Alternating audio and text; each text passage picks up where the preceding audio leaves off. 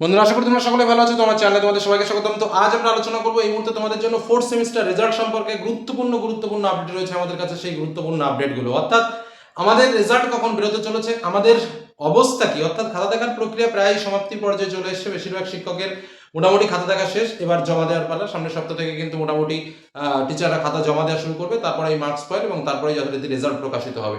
তো কিভাবে আমাদের রেজাল্ট প্রকাশিত হবে সে সম্পর্কিত একটা আলোচনা কিন্তু এর আগে আমরা করেছি, এবং কত পেলে ন্যূনতম পাস হবে, কোনো একটা সাবজেক্টে ফেল হলে কি হবে কি হবে না, এই বিষয় নিয়ে কিন্তু আলোচনা করেছি। আজ একটু আলোচনাটা অন্যরকম। অনেকেরই প্রশ্ন ছিল এই বিষয়গুলো নিয়ে, যে বিষয়গুলো একটু ক্লিয়ার করতে চাইছি আজকের এই আলোচনায়। প্রথম হচ্ছে আমাদের রেজাল্ট কখন দিতে পারে, যেটা সকলেরই একটা জানার কথা। দেখো, আমাদের কাছে এই মুহূর্তে যে তথ্য রয়েছে, আমাদের কাছে ডেট স্পষ্ট করে তথ্য রয়েছে, কিন্তু এই ডেটে হবে না, সেটা বলে রাখছি। সেটা হচ্ছে 7th মে। এই ডেটটা কিন্তু টার্গেট রাখা হয়েছে, একদম পরিষ্কার বলে রাখি। উচ্চ মাধ্যমিকের রেজাল্ট 7th মে, এটাকে টার্গেট রাখা হয়েছে। একদম পরিষ্কার কথা বুঝে রাখবে যে এটাতে যে 100% রেজাল্ট বেরোবে সেটা কিন্তু নিশ্চিত নয়, কথাটা বুঝবে আমি যেটা বলি। কিন্তু একটা কথা মাথায় রাখবে, 7th মে সেহেতু কিন্তু মে মাসের ফার্স্ট বা সেকেন্ড উইক এর মধ্যেই রেজাল্ট বেরোবে, এটা কিন্তু নিশ্চিত থাকতে পারো। প্রথম কথা গেল রেজাল্টের, যে আমাদের রেজাল্ট কখন বেরোবে। ইভেন রেজাল্টের ওয়েবসাইটও রেডি, wbresults.nic.in, এই ওয়েবসাইটে রেজাল্ট বেরোবে, সে তথ্য যথারীতিভাবে আমাদের কাছে আছে। তো যাই হোক, এটা হলো কথা। রেজাল্ট বেরোবে কবে? প্রথম যে আমাদের সব থেকে বড় প্রশ্ন সেটা হচ্ছে ফার্স্ট বা সেকেন্ড উইক, যেটা আমাদের কাছে এক্সপেক্টেড ডেট রয়েছে সেটা হচ্ছে 7th মে। এখন দেখা যাক কবে রেজাল্ট বেরোয়, কারণ নোটিশ প্রকাশ না হলে কনফার্মলি ডেটটা কিন্তু বলা সম্ভব নয়। ওকে, নেক্সট যে পার্টটা নিয়ে বলবো সেটা হচ্ছে আমাদের পাশের হার কেমন থাকবে। দেখো, আমরা মোটামুটি যে শিক্ষক, দেখো আমাদের উচ্চ মাধ্যমিকে এতটাই সাবজেক্ট রয়েছে যে সমস্ত টিচার আমাদের চ্যানেলের পক্ষেও জোগাড় করা সম্ভব নয়। আমরা বেসিক্যালি সায়েন্স গ্রুপের টিচার, আর্টস গ্রুপের যেগুলো মোস্ট ইম্পর্টেন্ট সাবজেক্টগুলো আছে সেই সাবজেক্টগুলোর টিচারের সঙ্গে যোগাযোগ রাখতে পারি। তারা কিভাবে কি খাতা দেখছেন সেই তথ্যগুলোর উপরে আমরা মডিফিকেশন করে আমরা একটা ডেটা প্রস্তুত করতে পারি। এর থেকে বেশি কিন্তু কিছু করার ক্ষমতা নেই, কারণ অনেক অনেক সাবজেক্ট রয়েছে, বহু সাবজেক্ট রয়েছে, যে সাবজেক্টগুলো হয়তো আমাদের নাম শুনেছি শুধুমাত্র, এরকম দু একটা সাবজেক্টও আছে, বা আমাদের আশেপাশে সেরকম কোনো স্কুলও নেই, ইভেন টিচারও নেই, যেমন music, fine arts and crafts, এরকম অনেক অনেক সাবজেক্টগুলো আছে।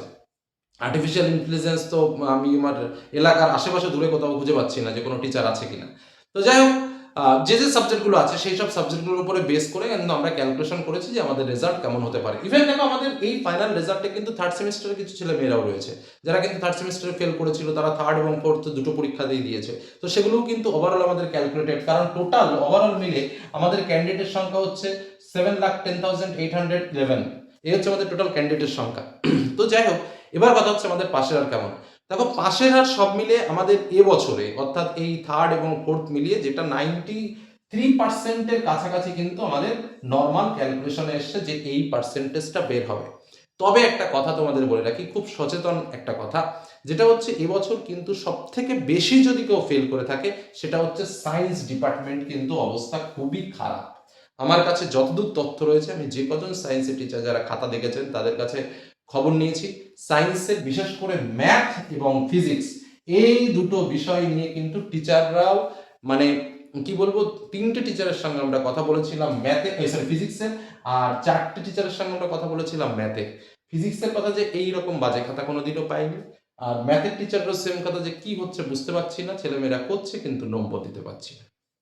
তো যাই হোক, এই দুটো সাবজেক্টের অবস্থা খুবই খারাপ। এবার আমি কোয়ান্টিটিটা বলবো না, কারণ কোয়ান্টিটি শুনলে তোমাদের খারাপ লাগবে, বা যে কোয়ান্টিটিটা আমাদের কাছে এসছে এই বিশেষ করে ম্যাথ এবং ফিজিক্স নিয়ে, তাতে মনে হচ্ছে সায়েন্সের অবস্থা খুবই খারাপ।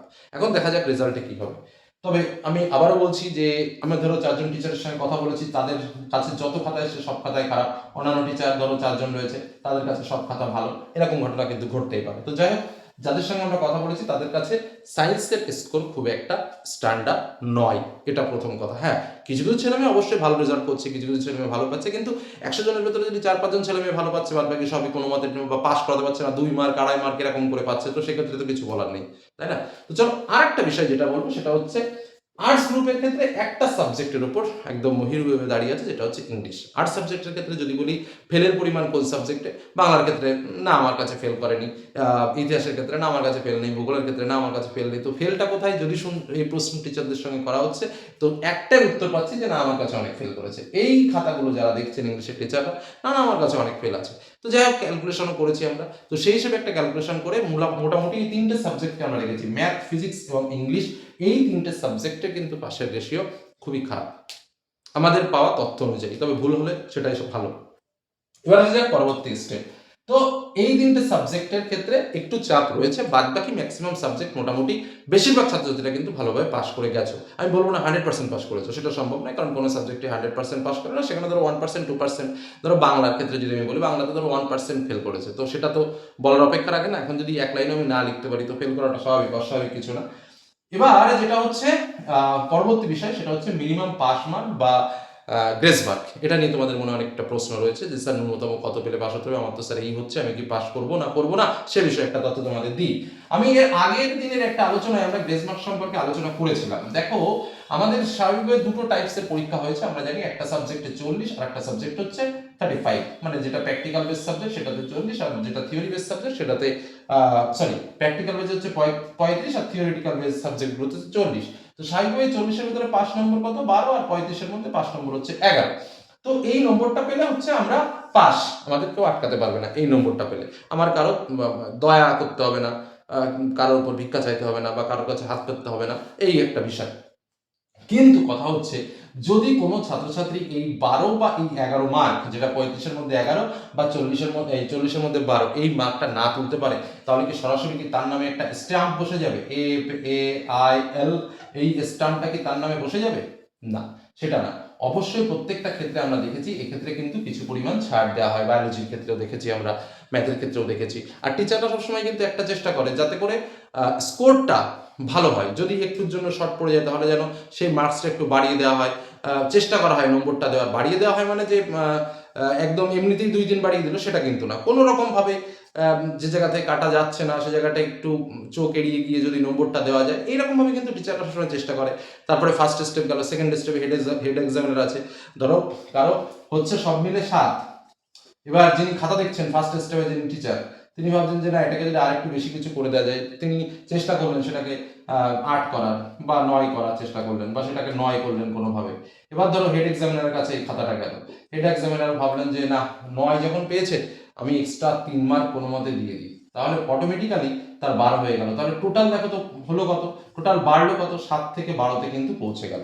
এবার আমি এই যে নম্বরটা যেটা ফার্স্ট টিচার দিল, সেই ফার্স্ট টিচারের কথাটা কিন্তু আমি বলছি না, ফার্স্ট টিচারটার কথাটা আমি বলছি না, আমি বলছি সেকেন্ড টিচারের কথা, অর্থাৎ হেড এক্সামিনার এক্সট্রা করে কত মার্ক দিল। কারণ ফার্স্ট টিচারের কাছে যদি কেউ, একদম নিশ্চিন্ত থাকো, এই 12-র মধ্যে যদি কেউ 9 মার্কস পায় এবং এই 11-এর মধ্যে যদি কেউ 8 মার্কস পায়, কথাটা খুব ভালোভাবে লিখবে, তাহলে স্বাভাবিকভাবে সে পাস মার্ক পেয়ে যাবে। এক্ষেত্রেও কিন্তু সে 11 পেয়ে পাস করে যাবে। অর্থাৎ বোঝা গেল কি বলতে চাইলাম, এই ন্যূনতম মার্কটা যারা পাবে, অর্থাৎ 40-এর মধ্যে 9, 35-এর মধ্যে 8, এই ন্যূনতম মার্কটা যারা পাবে তারাই কিন্তু এবার উচ্চ মাধ্যমিক পরীক্ষায় পাশ করবে। এবার কথা হচ্ছে স্যার আমার 12 হচ্ছে না, স্যার আমার 11 হচ্ছে, আমার 8 হচ্ছে, সেটা সম্পূর্ণভাবে কপালের উপর ডিপেন্ড করবে। তোমার যদি 8 হয় আমি বলবো টেনশন করো না, কারণ বেশিরভাগ টিচাররা এগুলো নিজেদের মধ্যেই করে, যে 8 হচ্ছে কোনো মতে একটু টেনে টুনে 1 দিয়ে দিল, বা চেষ্টা করে টিচাররা দেওয়ার। সেক্ষেত্রে যদি দেওয়ার জায়গায় একটু থাকে তো 9 হয়ে গেল, 9 যদি হয়ে যায় হেড এক্সামিনারের কাছে গেলে 3 বেড়ে যাবে, অর্থাৎ 12 হয়ে যাবে, পাস হয়ে যাবে। এটুকু তোমাদের বলে রাখি, 1-2 মার্ক বা 3-4 মার্কের জন্য টেনশন করো না, ঠিক বেরিয়ে। হ্যাঁ, এখন যদি তুমি পাও 2, 2.5, আমরা দেখেছি ভৌতিক ফিজিক্সের খাতায় 2, 2.5, 3, 4, এর থেকে বেশি আর দেওয়ার জায়গা নেই, তো কি করবেন স্যার? কিচ্ছু করার নেই। তো এই জায়গাগুলো কিন্তু স্বাভাবিকভাবে, জিওগ্রাফির খাতায় 35-এ 35 টেনে যাচ্ছে, কিচ্ছু করার নেই, ফেল তো খুঁজেই পাওয়া যাচ্ছে না, জিওগ্রাফির খাতার কথা বলছি। তো এই হলো মূল বিষয়। তাহলে আমাদের ন্যূনতম কত মার্ক পেতে হবে, বিষয়টা বোঝা গেল। তাহলে এটা হচ্ছে সম্পূর্ণভাবে টিচারের উপর ডিপেন্ড করবে আর এক্সামিনের উপর ডিপেন্ড করবে। তবে স্বাভাবিকভাবে 3 মার্ক আমরা এক্ষেত্রে ধরতেই পারি, কিন্তু টিচার যে বাড়াবে কি বাড়াবে না, এই জায়গাটা কিন্তু, অর্থাৎ যিনি তোমার খাতাটা দেখছেন, সেটা সম্পূর্ণ তার মর্জি।